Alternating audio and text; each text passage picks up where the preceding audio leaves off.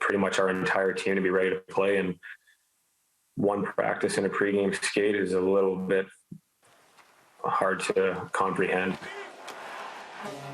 Just a day after Canucks forward JT Miller spoke out about his frustration with how quickly the Canucks were returning to the ice, the NHL confirmed the Canucks' return to play is being delayed. The Canucks being part of a union, that specific thing is going to be subject to and dictated by the collective bargaining agreement, their players agreement, whatever that says. So in a COVID-19 world, when exactly is it safe to return to the workplace? And if you don't feel safe, what can you do?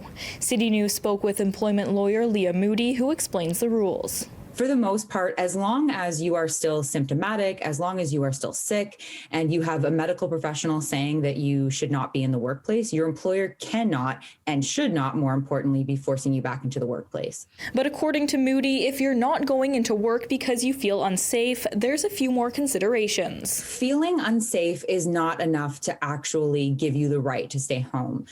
You have to be able to point to something that's objectively happening in your workplace that's making it unsafe.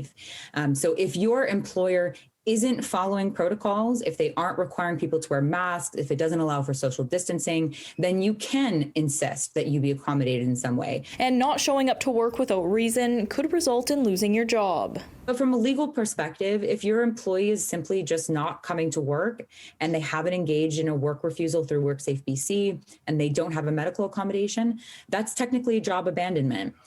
So the employer would technically be within their rights to require that they come back to work on a certain day. And then if they don't come back to work, you can accept that as a job abandonment or as a resignation. Miranda Fatur, City News.